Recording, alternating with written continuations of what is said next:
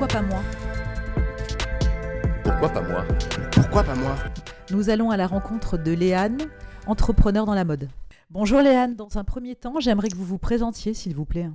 Bonjour Caroline, je m'appelle Léane, j'ai 30 ans, je suis lyonnaise, je suis malvoyante depuis 11 ans et malentendante depuis 25 ans. Quel J'ai est 2 votre... handicaps invisibles. Quel est cet handicap invisible?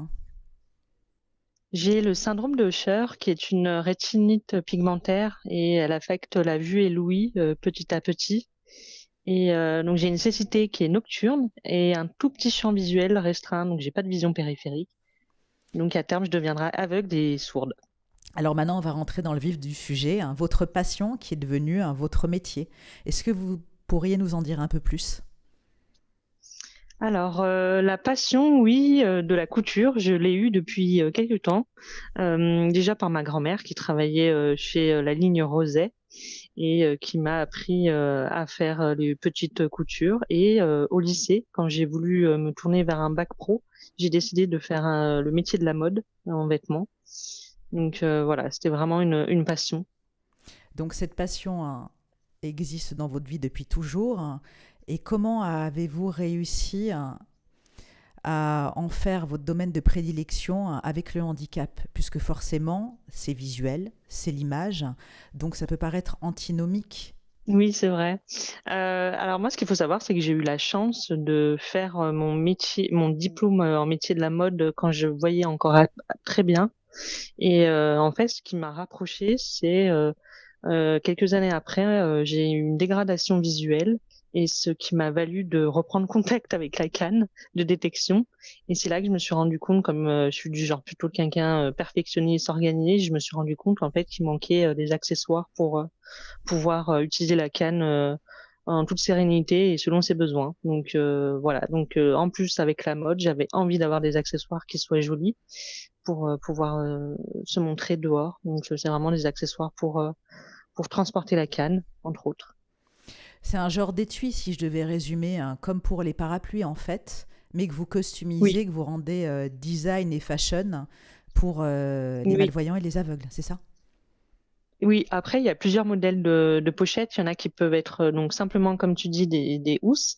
Et sinon, ça peut être aussi en bandoulière pour avoir les mains libres ou pour la personne qui est sourde et qui signe et qui a besoin d'avoir les mains libres. Et puis aussi pour l'aspect hygiénique, parce qu'on se rend pas compte, mais la canne, on l'utilise, elle est tout le temps au sol. Et dès qu'on veut la ranger, par exemple, dans son sac à main, c'est vrai qu'on est un petit peu pas très chaud pour la ranger dans la canne, dans le sac, pardon.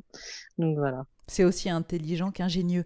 Mais avant d'inventer en fait ces étuis, comment en êtes-vous arrivé là en termes de formation? Vous êtes passé par un centre de formation, un centre de rééducation pour malvoyants et aveugles? Oui, pour accepter un petit peu mieux la maladie, on va dire, et puis même pour anticiper pour Bien plus sûr. tard. Après, au fur et à mesure, je me suis renseignée vers des structures, c'est-à-dire la Chambre des métiers de l'artisanat. Et c'est là où j'ai compris qu'ils proposaient une formation qui est également gérée par l'AGFIP. Donc vraiment un accompagnement personnalisé pour les personnes en situation de handicap. Est-ce que ce centre a un nom à Lyon? Oui, ça s'appelle la FIDEV. Ouais, ouais, ils m'ont vraiment donné ce petit espoir, enfin, comment dire, cette petite étincelle pour dire que oui, tout est possible, que l'entrepreneuriat n'est pas forcément un frein, mais plutôt une source d'inspiration, d'innovation. Et il y a d'autres choses que par la suite, vous aimeriez proposer à notre communauté? Oui, alors j'ai d'autres produits, c'est plutôt une gamme de bagagerie que je propose. Et en fait, c'est pour pallier au handicap invisible. Je leur propose de matérialiser leur handicap pour se déplacer en sécurité et permettre aux autres d'en prendre conscience avec un petit truc en plus qui était un écusson détachable, donc en velcro, et qui représente un pictogramme. Donc dans mon cas à moi, ça va être l'œil barré et l'oreille barrée pour expliquer que je suis déficiente visuelle et, euh, et auditive, surtout dans les lieux publics. Un repère pour que l'on sache en fait que vous avez un handicap invisible. En dehors de votre métier, qui est votre patient, vous êtes devenue militante. Oui, oui. Mais je crois que j'ai toujours eu ce côté militant et j'ai compris qu'avec l'entrepreneuriat, je pouvais vraiment l'exploiter à fond. Et la question que je me posais, êtes-vous la seule en France à proposer ce genre d'accessoires? On est quelques-uns, mais à la différence de mes concurrents, c'est que je propose vraiment un produit qui est esthétique et moi, ce que je propose, c'est vraiment de faire produire, faire confectionner mes produits dans des ESAT ou par des personnes en situation de handicap et avec des tissus qui sont recyclés. Donc vraiment faire un produit fini, qui vient de Lyon. Puis vraiment faire travailler les personnes en situation de handicap, pour moi, c'est super important. J'ai déjà été pendant 2 ans confrontée à la discrimination, aux préjugés dans le monde du salariat et j'avais vraiment envie de donner cette chance, à ces personnes-là. Et par la suite, est-ce que vous aimeriez étendre ce projet, parce que ce que vous proposez est assez inédit et ça paraît tellement logique. Bah, là, en ce moment, je fais à mon échelle, donc j'attaque vraiment Lyon. Mais sinon, ce que j'aimerais, c'est oui, faire développer tout ça à l'international et même national avant ça. Mon ambition, c'est que mes accessoires de mode puissent, comment dire, on puisse les retrouver n'importe où, dans n'importe quel chez n'importe quel distributeur. Et puis même faire des collaborations avec des marques de mode. Et justement, comme nous sortons d'une séquence internationale avec entre autres les Paralympiques, est-ce qu'un événement aussi hors norme vous intéresserait pour mettre en lumière, pour rendre visible votre marque? C'est quelque chose qui vous intéresserait en termes d'exposition? Oui, totalement. Comme beaucoup de gens, cet été, moi, j'ai regardé la cérémonie d'ouverture des JO paralympiques et j'ai vu des sportifs déficients visuels qui avaient leur canne et j'ai bien vu qu'ils savaient pas trop comment, savaient pas trop comment la ranger et c'est là où je me suis rendu compte que mes produits pouvaient vraiment avoir un intérêt.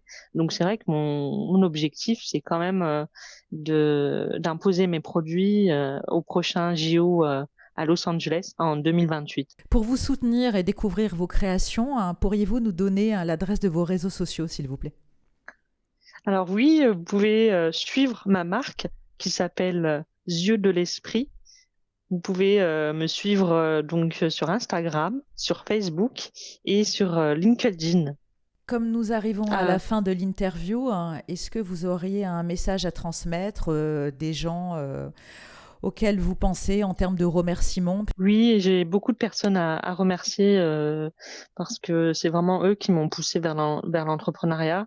Et en premier, moi, je voulais remercier l'équipe de la FIDEV qui a toujours cru en moi. Puis après, Céline Varenne-Souchon, qui est fondatrice d'une agence de design sociétal. Donc, elle s'occupe de l'accessibilité en ville, donc un sujet qui me tient particulièrement à cœur. Et elle aussi m'a soutenue dans mon projet. Après, j'ai la Chambre des métiers de l'artisanat et HUP et évidemment Lyon Startup. Voilà. Et aussi toute ma famille, évidemment. On vous Merci encourage, beaucoup. c'est un beau projet. Merci beaucoup pour votre témoignage, Léane. À bientôt. Merci beaucoup, Caroline. À bientôt dans Pourquoi pas moi. Ce podcast est produit par Access Lab de la Fondation Valentin AUI et présenté par Caroline Pilastre. Pourquoi pas moi ?